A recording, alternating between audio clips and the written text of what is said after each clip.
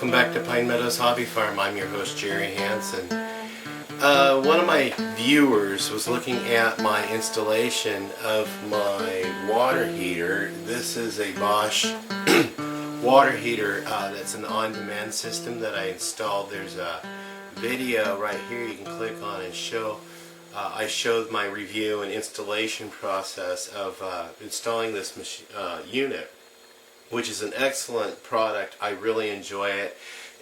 We've had it for going on 2 years now, and we've had no problems with it at all. So this review, or today's video, is actually in answer to that viewer's questions on how to hook it up to the propane lines. So I guess I didn't go into detail on how I hooked it up, so let's do that today. I'll take you outside and I'll show you my hookup. The propane bottle is a 25-gallon propane bottle.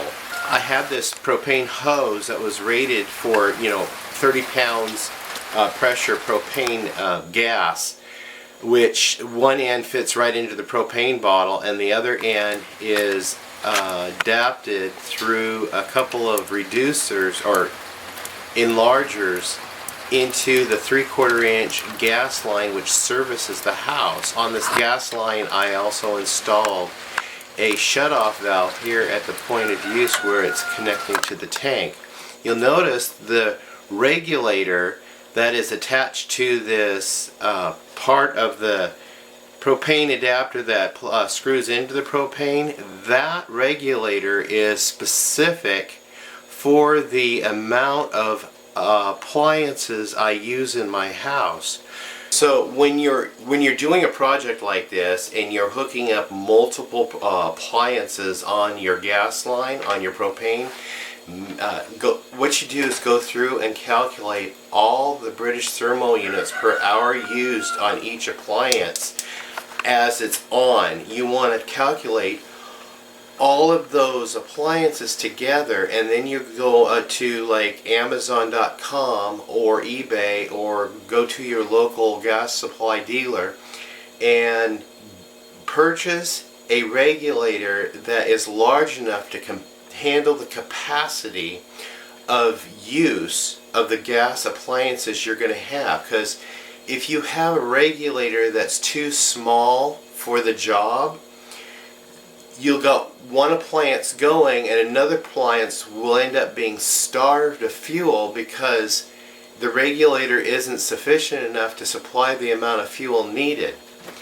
Now going back to the unit, each appliance should have its own onboard regulator. You'll see right down here is this water heater has its own regulator which steps down the amount of pressure per square inch of propane that this unit is engineered for.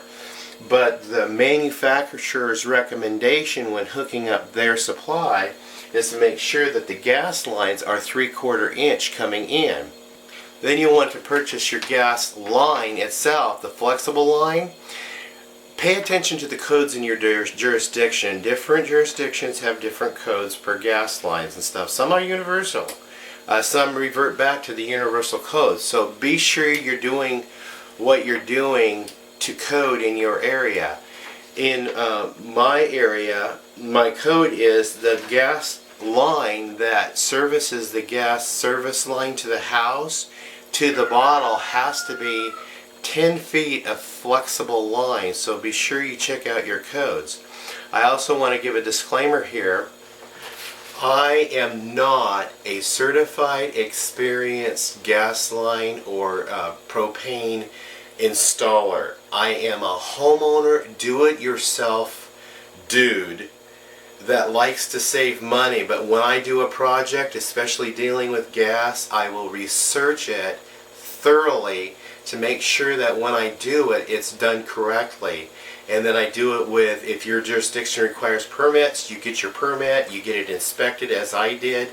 And you also is wise to do a line pressure test on your lines if you're installing all these lines to make sure that there is no leaks.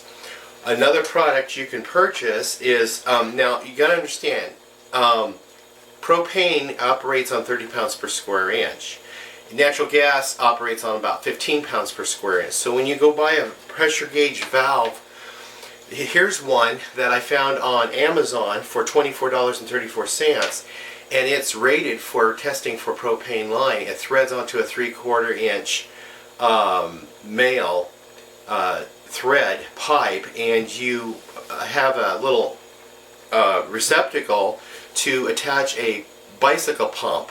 You want to pump air into your lines, charge your lines, and cap it off, and see if that thing holds pressure for a period of time.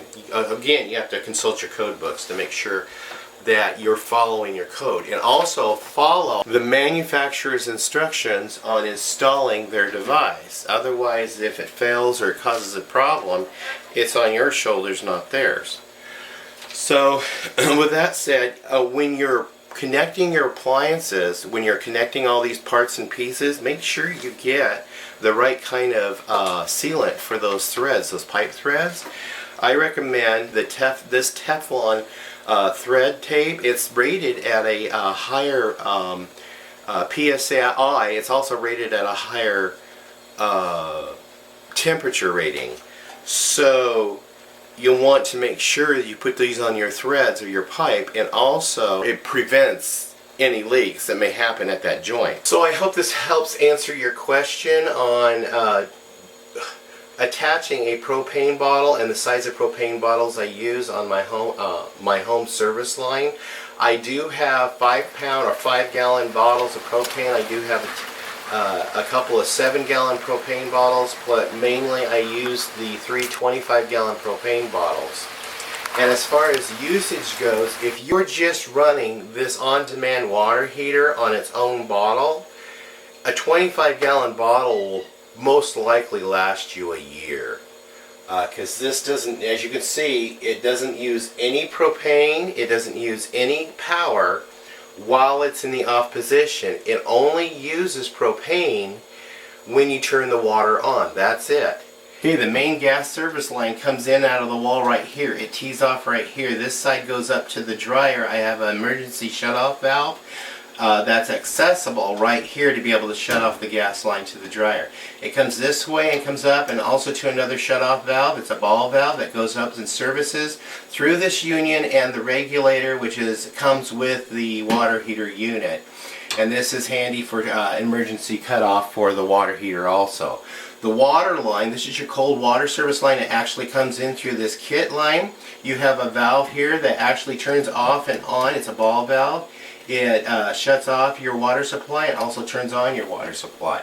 Then it goes on up here through here. When you turn your water on, it spins that little turbine. That turbine generates a spark which lights your water heater. You see this light come on?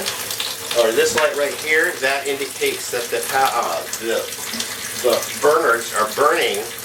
Water heats up and comes back down through this line right here and this union, and it comes out through this valve. Now this valve you can turn off also. These valves right here are what attach to your servicing system when you put an electric pump on there to cycle cleaning solution through there.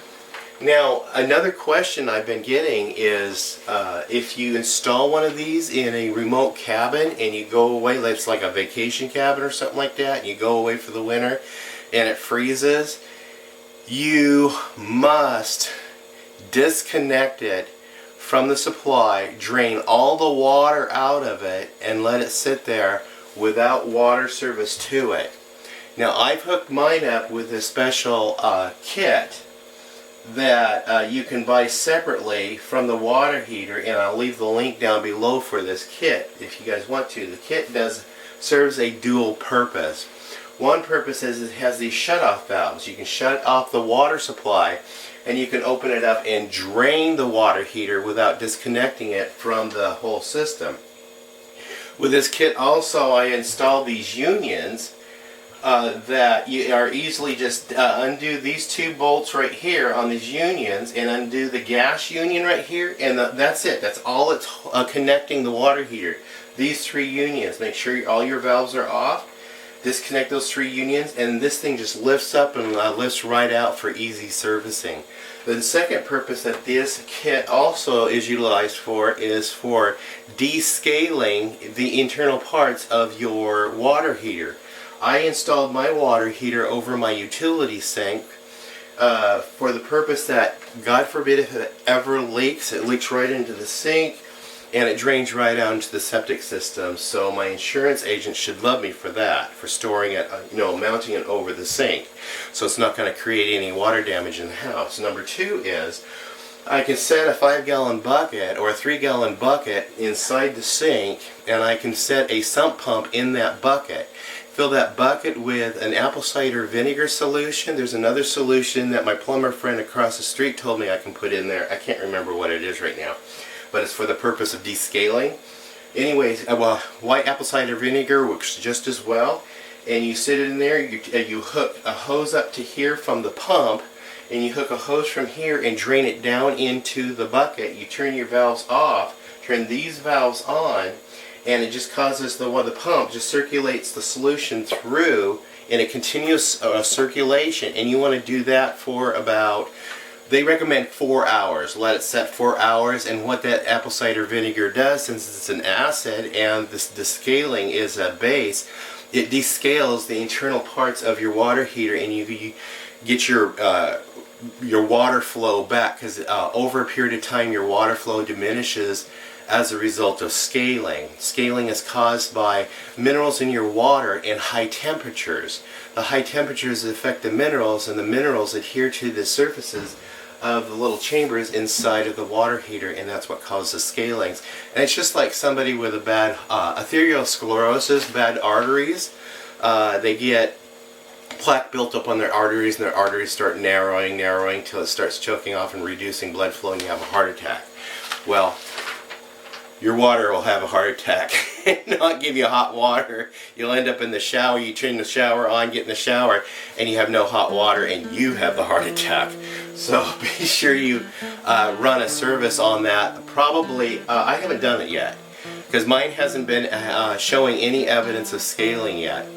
I'll probably do it on a every 2-year cycle. I want to get ready and do it here, and I'll produce another video on how to do that. So I hope this video really helps you on this Bosch water heater. I'm your host, Jerry Hansen, here at Pine Meadows Hobby Farm.